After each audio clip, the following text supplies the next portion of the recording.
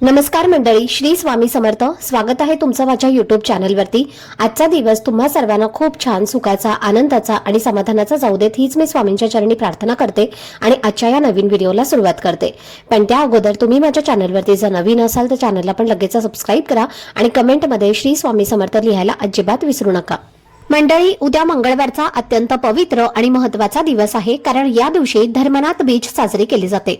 सध्या माघ महिना सुरू आहे आणि माघ महिन्यातील शुद्ध द्वितीया तिथीला धर्मनाथ बीज म्हणून ओळखलं जाणारं हे व्रत आणि उत्सव पारंपरिक पद्धतीने साजरे केले जातात.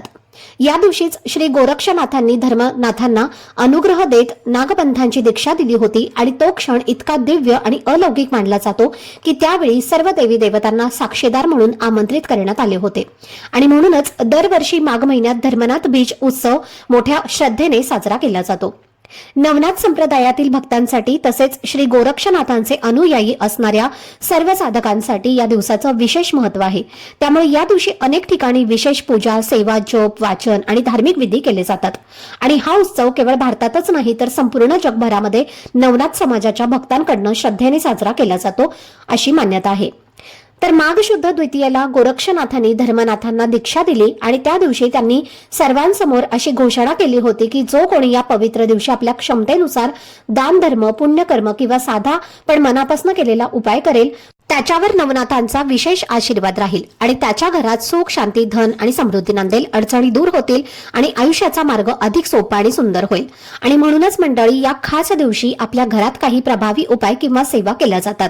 आणि आजच्या या व्हिडिओमध्ये मी तुमच्यासोबत असाच एक अतिशय प्रभावी आणि श्रद्धेने करता येणारा उपाय शेअर करणार आहे, ज्याला आपण सेवा असंही म्हणू शकतो.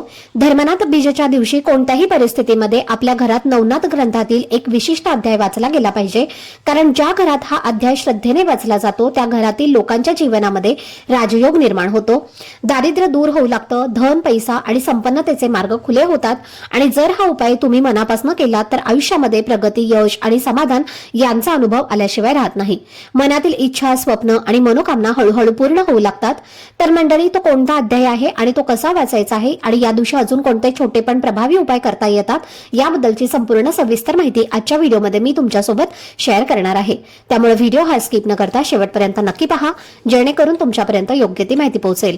आणि तुम्ही माझ्या चॅनलवरती जर नवीन असाल तर चॅनलला पण लगेच सबस्क्राईब करा आणि बेल आयकॉनला पण प्रेस करा, म्हणजे मी जेव्हा कधीही नवीन व्हिडिओज अपलोड करेन त्याचं नोटिफिकेशन सर्वात आधी तुम्हाला मिळेल आणि तुमचा एकही व्हिडिओ हा मिस होणार नाही. तसेच हाय बटनला सुद्धा क्लिक करा. तर मंडळी, आजच्या या व्हिडिओमध्ये मी तुम्हाला जो उपाय सांगणार आहे तर तो उपाय किंवा जी सेवा आहे तर ती आपल्याला उद्या मंगळवारी म्हणजेच धर्मनाथ बीजच्या पवित्र दिवशी करायची आहे. आणि हा उपाय तुम्ही संपूर्ण दिवसभरामध्ये कधीही करू शकता. सकाळी लवकर उठल्यावर करा किंवा दिवसभरामध्ये जेव्हा तुम्हाला वेळ मिळेल तेव्हा करा किंवा अगदी रात्री 12 वाजेपर्यंत सुद्धा तुम्ही ही सेवा करू शकता. महत्त्व एकच आहे की हा उपाय तुमच्या घरामध्ये श्रद्धेने आणि मनापासून केला पाहिजे. धर्मनाथ बीज हा दिवस खूपच पवित्र, शक्तिशाली आणि महत्त्वाचा मानला जातो आणि अशा खास दिवशी जर आपण काही उपाय किंवा सेवा केल्या तर त्याचं फळ हे आपल्याला खूप लवकर मिळतं. कारण काही दिवस असे असतात की त्या दिवसांचा आपल्या आयुष्यावरती, आपल्या नशिबावर आणि आपल्या प्रगतीवर फार खोल परिणाम होत असतो. आणि धर्मनाथ बीज हा असाच एक दिवस आहे. या दिवशी जे काही उपाय किंवा सेवा केली जाते तर ती सिद्ध होते अशी भक्तांची श्रद्धा आहे. आणि म्हणूनच मी तुम्हाला जो उपाय सांगणार आहे तर तो उपाय प्रत्येकाने उद्या नक्की करून पाहावा. तर मंडळी, जर तुम्ही हा उपाय उद्या तुमच्या घरात केला तर तुमच्या आयुष्याचं आणि तुमच्या घराचं कल्याण झाल्याशिवाय राहणार नाही. कारण जो उपाय तुम्हाला मी सांगणार आहे तर तो केवळ ऐकलेला नाही तर अनेकांनी अनुभवलेला आणि सिद्ध झालेला उपाय आहे. त्यामुळे यामध्ये शंका घेण्यापेक्षा एकदा श्रद्धेने करून पहा आणि स्वतः अनुभव घ्या. आता तुम्हाला प्रश्न पडला असेल की हा उपाय का करायचा आहे. तर मंडळी, खरं सांगायचं झालं तर प्रत्येकाच्या आयुष्यामध्ये काही ना काही अडचणी असतातच. असा एकही माणूस नाही ज्याच्या आयुष्यामध्ये समस्या, त्रास किंवा अडथळे नाहीत. आणि म्हणूनच या सर्व अडचणी दूर व्हाव्यात, आयुष्य सुरळीत व्हावं, मार्ग मोकळा व्हावा यासाठी हा उपाय करायचा आहे. मग तुमच्या आयुष्यात पैशांची अडचण असेल, कष्ट करूनही पैसा हातामध्ये टिकत नसेल, घरामध्ये सतत खर्च वाढत असतील, मुलांची प्रगती होत नसेल, शिक्षणात मोठे अडथळे येत असतील, पतीच्या प्रगतीमध्ये किंवा पतीच्या नोकरीत, व्यवसायात अडचणी येत असतील, छोटा मोठा उद्योग असूनही घरामध्ये वाढ होत नसेल, घरामध्ये पती पत्नीमध्ये सतत वाद, गैरसमज आणि तणाव होत असतील, घरावर कोणाची वाईट नजर लागलेली असेल, शत्रूंचा त्रास वारंवार होत असेल, मेहनत करूनही गरिबी आणि दरिद्रता संपायचं नाव घेत नसेल किंवा तुमच्यावर कर्जाचं ओझं झालं असेल आणि त्या कर्जातनं तुम्हाला लवकरात लवकर मुक्त व्हायचं असेल, अशा कोणत्याही प्रकारच्या समस्या असतील तर या सर्व समस्यांवर हा उपाय प्रभावी ठरतो।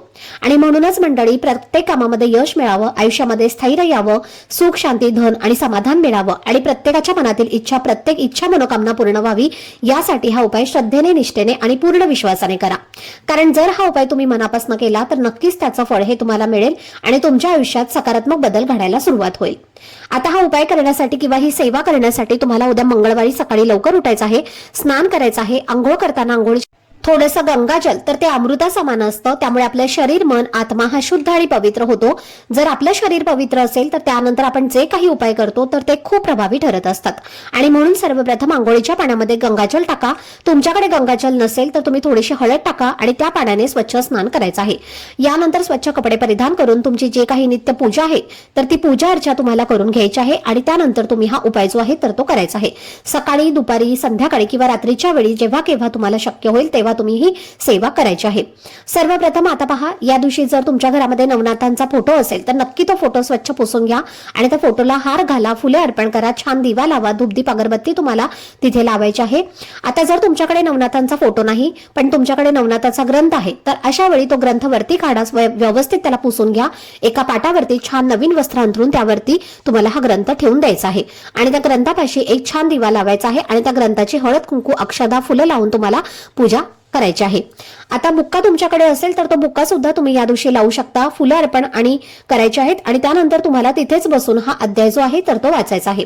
आता जर तुमच्याकडे नवनाथांचा फोटोही नसेल आणि तुमच्याकडे ग्रंथही नसेल तर मग ही सेवा कशी करायची, तर आपल्या देवघरामध्ये जे काही देव आहेत, मग स्वामींची मूर्ती आहे, फोटो आहे किंवा गणपती बाप्पांची मूर्ती आहे तर त्यांची छान पूजा अर्चा करून घ्या, देवघरामध्ये दिवा लावून घ्या आणि तिथेच देवघरासमोर बसून तुम्हाला हा अध्याय जो आहे तर तो वाचायचा आहे।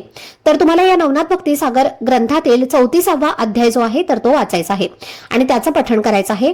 आता हा अध्याय तुम्हाला वाचायला फक्त 5 ते 10 मिनिटं लागतील।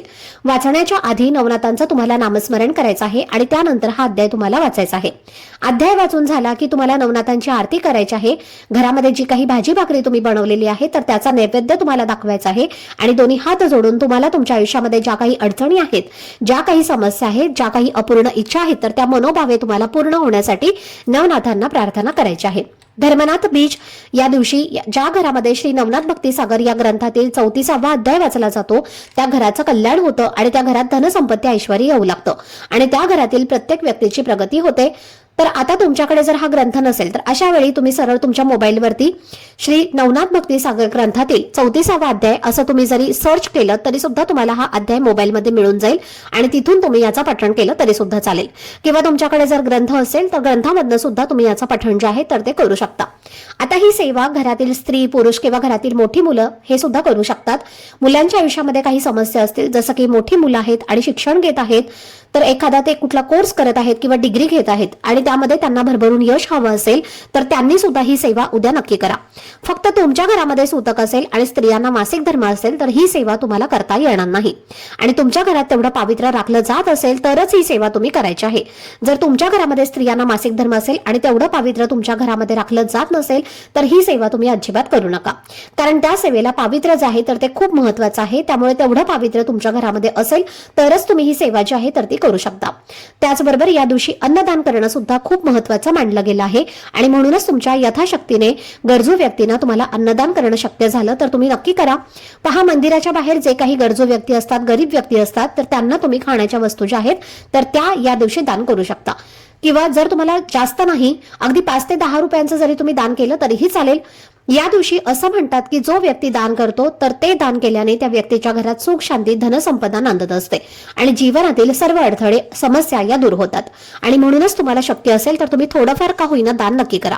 ते शक्य नसेल तर तुमच्या घरावरती एखादी गाय येत असेल तर त्या गायीला गुळ चपाती तुम्हाला खाऊ घालायची आहे किंवा हिरवा चारा तुम्हाला खाऊ घालायचा आहे।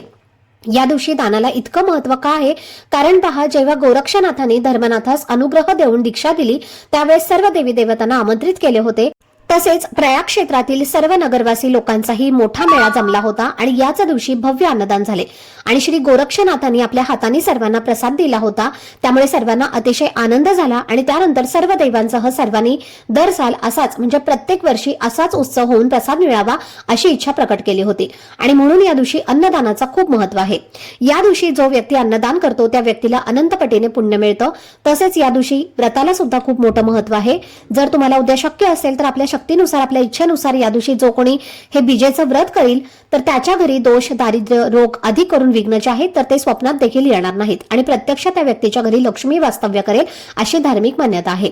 आणि म्हणून मी तुम्हाला जे काही उपाय किंवा ज्या काही सेवा सांगितल्या आहेत तर त्या तुम्हाला उद्या आवर्जून मंगळवारी धर्मनाथ बीज या दिवशी करायच्या आहेत। तर ही अत्यंत महत्त्वाची माहिती मला तुमच्यासोबत शेअर करायची होती। आजचा हा व्हिडिओ जर तुम्हाला आवडला असेल, माहितीपूर्ण वाटला असेल तर व्हिडिओला लाईक, शेअर आणि चॅनलला सबस्क्राईब नक्की करा। भेटूयात पुढच्या व्हिडिओमध्ये।